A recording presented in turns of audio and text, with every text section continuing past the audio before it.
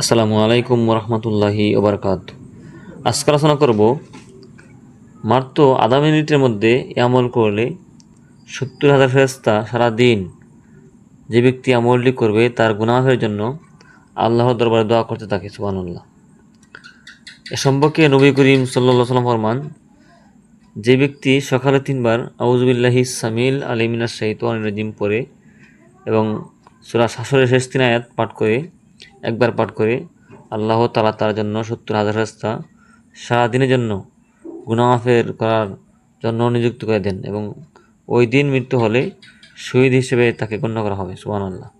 অনুরূপ সন্ধ্যায় পাঠ করলে সারা রাত্রির জন্য 70,000 ফেরেশতা নিযুক্ত করে দেন এবং ওই রাত্রে মারা গেলেও সে শহীদী মর্যাদা হিসেবে সে লাভ করবে। সুবহানাল্লাহ। তিরমিজি শরীফ।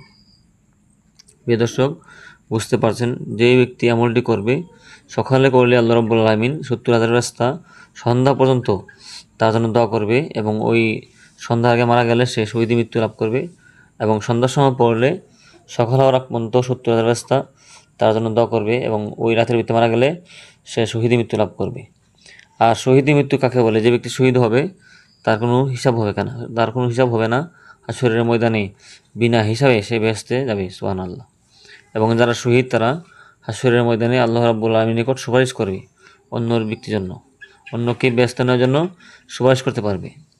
এজন্য যে শহীদ হবে তার অনেক মর্যাদা। এজন্য যে ব্যক্তি আমলটি করবে আল্লাহ রাব্বুল আলামিন তাকে শহীদ হিসেবে গণ্য করবেন। তাহলে আমরা এই আমলটি এখন জানবো। আমলটি হলো সূরা হাশরের শেষ 3 আয়াত।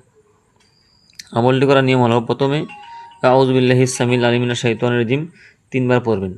3বার পড়ার পরে এরপর আপনি আমলটি হলো সূরা হাশরের শেষ 3 আয়াত, হুয়াল্লাহুল্লাযী লা ইলাহা ইল্লাহু আলিমুল গায়বি ওয়াশ শাহাদাতি ওয়ার রহমানুর রহিম, হুয়াল্লাহুল্লাযী লা ইলাহা ইল্লাহু আল মালিকুল কুদ্দুসুস সালামুল মুমিনুল মুহাইমিনুল আজিজুল জাব্বারুল মুতাকাব্বির সুবহানাল্লাহি আম্মা ইউশরিকুন, হুয়াল্লাহুল খালিকুল বারিউল মুসাউবিরু লাহুল আসমাউল হুসনা ইউসাব্বিহু লাহু মা ফিস সামাওয়াতি ওয়াল আরদ ওয়া হুয়াল আজিজুল হাকিম। এখান থেকে আপনি শিখতে পারবেন না, আমি শুধু আপনাকে বলে দিচ্ছি সূরা হাশরের শেষ 3 আয়াত কোরআন শরীফ বা করে ওইখান থেকে শিখে নেবেন। আর যারা আরবি না পারেন, এখানে বাংলা দেওয়া আছে, বাংলাতে আপনি শিখতে পারবেন। তো সবচেয়ে উত্তম হলো সূরা হাশরের শেষ 3 আয়াত আপনি কোরআন শরীফ বা করে সূরা হাশরের শেষ 3 আয়াত আপনি শিখে নেবেন। এছাড়াও আপনি আপনার মসজিদে হুজুর থেকে অথবা যারা পারে তাদেরকে বলে শিখে নেবেন। এই আমলটি গুরুত্বপূর্ণ একটা আমল। যে ব্যক্তি এই আমলটি করবে আল্লাহ রাব্বুল আলামিন তাকে শহীদ হিসেবে মর্যাদা দান করবেন এবং হাশরের ময়দানে সে বিনা হিসেবে ব্যস্ত যাবে।